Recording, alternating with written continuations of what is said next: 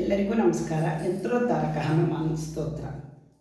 ನಮಾಮಿ ದೂತಂ ರಾಮಸ್ಯ ಸುಖದಂಚ ಸುರುದ್ರುಮಂ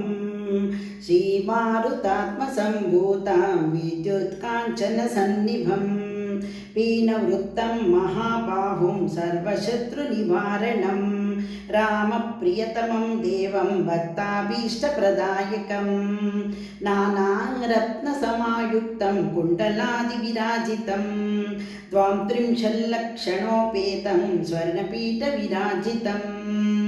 त्रिंशत्कोटिबीजसंयुक्तं द्वादशावर्ति प्रतिष्ठितां पद्मासनस्थितदेवं षट्कोणमण्डलमध्यगम् चतुर्भुजं महाकायं सर्ववैष्णवशेखरं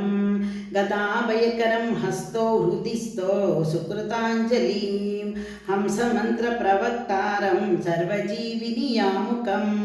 प्रभञ्जनशब्दवाच्येन सर्वदुर्मतभञ्जकं सर्वदाभीष्टदातारं सदां वै दृढमहमे अञ्जनागर्भसम्भूतं सर्वशास्त्रविशारदं कपीनां प्राणधातारं सीतान्वेषणतत्परं लक्षादिप्राणहन्तारां लङ्कादहनतत्परं लक्ष्मणप्राणधातारं सर्ववानरयूथपं किङ्किराः सर्वदेवाद्याः जानकीनाथस्य किङ्किरम्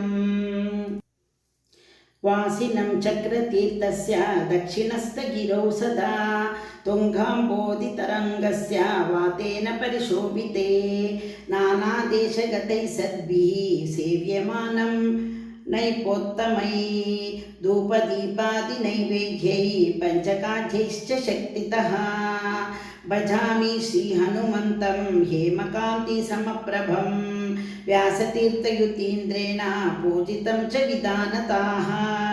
श्रीवारम्यपठेन्नित्यं स्तोत्रं वक्ष्याद्विद्योत्तमः वाञ्छितं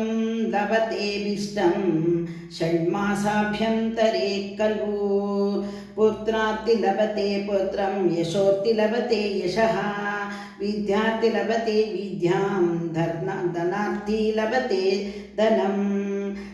सर्वथा मास्तु संदेहो हरिः साक्षि जगत्पतिः यः करोत्यत्र संदेहं स याति नरकं ध्रुवं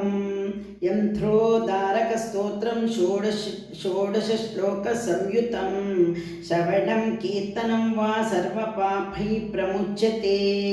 इति श्रीव्यासराजकृतयन्त्रोद्धारक हनुमन्तस्तोत्रं सम्पूर्णम्।